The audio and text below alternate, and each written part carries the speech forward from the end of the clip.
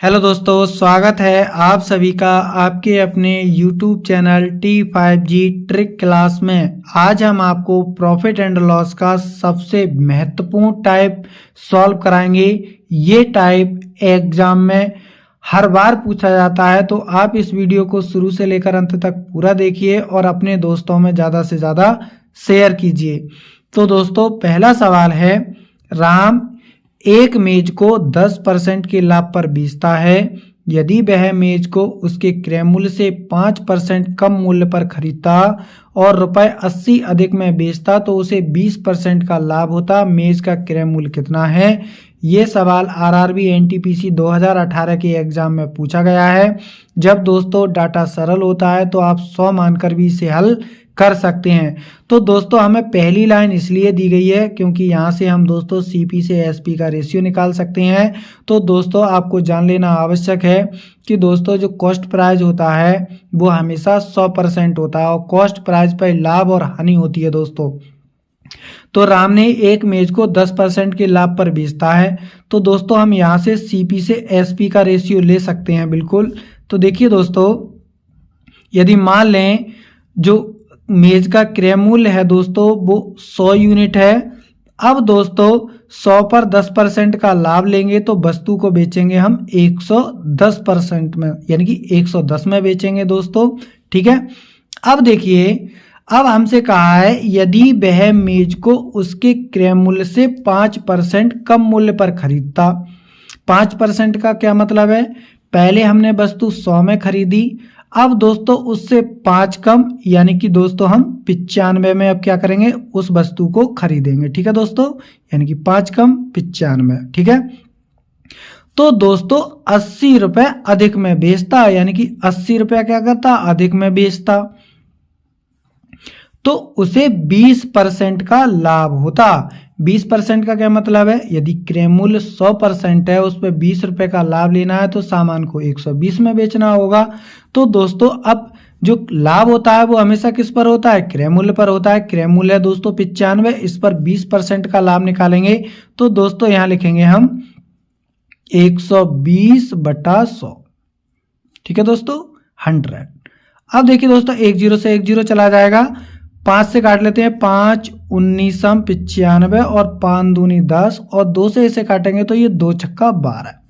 ये क्या आ गया दोस्तों? हमारा सेलिंग प्राइस आ गया। तो 19 छक्का कितने होते हैं दोस्तों? 114। ठीक है, 114। अब देखिए दोस्तों, पहले सामान को वह 110 रुपए में बेच रहा था, अब 114 में बेच रहा है। कितने ज्यादा में बेच रहा है दोस्तों? ये +4 में ज्यादा बेच रहा है। तो इसी की वैल्यू दोस्तों कितनी दी गई है? 80 दी गई है। कितने गुना है दोस्तों? ये 20 गुना है। तो यहां से 1 यूनिट की वैल्यू आ जाएगी 20। अब हमसे पूछा है क्रय मूल्य। क्रय मूल्य है दोस्तों 100%। 100% की वैल्यू पूछी है तो दोस्तों 2 0 चिपका देंगे, यानी कि यहां से जो सीपी आ जाएगा वो हमारा कितना आ जाएगा? 2000 रुपया। तो इसका सी ऑप्शन एकदम सही होगा। अगला सवाल भी दोस्तों इसी टाइप का है। अगला सवाल है, एक दुकानदार ने एक घड़ी 5% हानि पर बेची। यदि वह इसे 10% कम मूल्य पर खरीदता तथा ₹161 अधिक में बेचता तो उसे क्रय मूल्य का 1/4 भाग लाभ होता। घड़ी का क्रय मूल्य ज्ञात कीजिए। ये सवाल ग्रुप डी 2018 के एग्जाम में पूछा गया था दोस्तों। तो यहाँ से पहली लाइन से दोस्तों हम सीपी से एसपी का रेशियो ले सकते हैं। ठीक है दोस्तों, यदि 5% की हानि पर बेची, यदि हमारा कॉस्ट प्राइस 100 यूनिट है, उस पर हमें 5% का लॉस हुआ है तो सामान बिका 95 यूनिट में। ठीक है दोस्तों, अब कहा है यदि वह इसे 10% कम मूल्य पर खरीदता। पहले दोस्तों 100 में खरीद रहा था, इससे 10% कम कितना होगा? 90 होगा। अब 90 में क्या कर रहा है? खरीद रहा है। ठीक है दोस्तों, खरीदता तथा ₹161 अधिक में बेचता, यानी कि 161 रुपए अधिक में बेचता। ठीक है, तो उसे क्रय मूल्य का 1/4 भाग लाभ होता। तो जो लाभ होता है दोस्तों वो हमेशा किस पर होता है? क्रय मूल्य पर। यदि 4 के सामान पर 1 का लाभ हुआ तो सामान बिका दोस्तों कितने में? यानी कि 5 रुपए में, यानी कि 5/4। ये आ गया सेलिंग प्राइस। तो सेलिंग प्राइस अब दोस्तों इसे सॉल्व कर लेते हैं। 4 से इसे काटेंगे 90 को, तो ये 22.5 आ जाएगा। अब दोस्तों 5 से इसकी गुणा करेंगे तो 5 25 पॉइंट, 5 दूनी 10 और 2 12, 5 दूनी 10 और 2 10 और 1 11, यानी 112.5 में सामान बिका।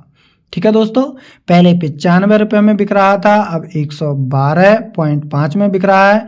कितने ज़्यादा में बिक रहा है दोस्तों? ये 17.5 में बिक रहा है। तो इसकी वैल्यू इस सवाल में कितनी दी गई है? 161 दी गई है।